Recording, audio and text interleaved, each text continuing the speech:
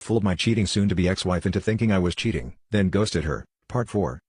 She can't risk losing me. She says that she loves him deeply, but she's still in love with me, and she has to save her marriage before she loses me. No, my dear. You're about 8 months too late for that. The guy loses his shit, saying such lovely things as he doesn't love you the way I love you. And you're making a mistake. You can't just throw me away like this. That text chain would be the last they'd have until about 3 weeks ago. Throughout the remainder of November into December, she is stuck in limbo. She's trying to gauge where my headspace is and is still unable to tell if I'm actually being unfaithful. Meanwhile, the guy is steadily blowing her phone up daily, but she's not responding to him. I'd see her check her phone often, then quickly put it away. Meanwhile, phase 2 of the plan was now officially complete. The divorce papers were done. I'd found me a studio apartment in Co-op City, New Yorkers will know the area, and signed a 2-year lease on it. All of my money was in my personal account. I was ready to throw my haymaker. So we're now at Thanksgiving. My oldest son and his girlfriend were hosting a small gathering of our immediate families. We have a great night. As I had to keep up appearances of nothing being wrong between my wife and I initiated affection with her several times that evening. Kisses on the cheek.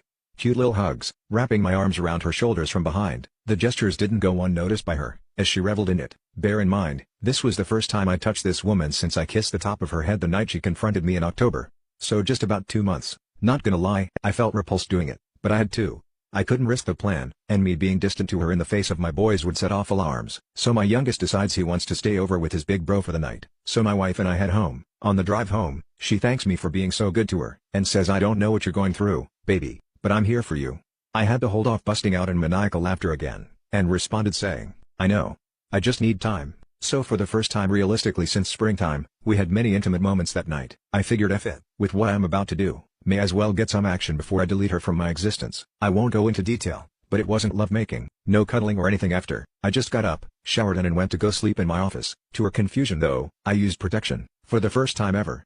She was definitely perplexed by it, but she didn't ask questions. I wake up the next day and check my handy-dandy spy app, and for the first time in weeks, she responded to the guy. Dude went full novella.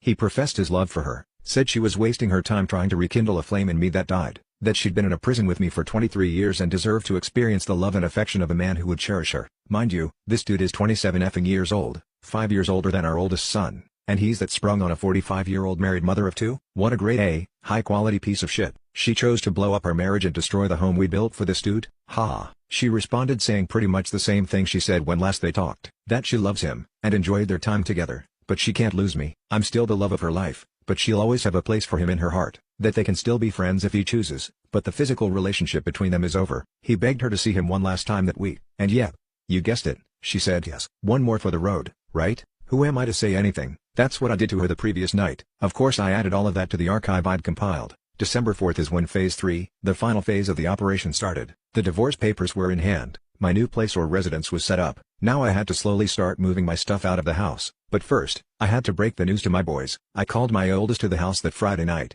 had them join me in my office, and laid everything on that table. Not the specifics, but that their mother had been cheating on me for over a year, and I was going to be filing for divorce soon. My 17-year-old was especially shaken up by this, because recently his own girlfriend cheated on him too. We packed up some of his stuff, and he asked me was I gonna be okay. I told him yes, son. I'm going to be alright, and so are you.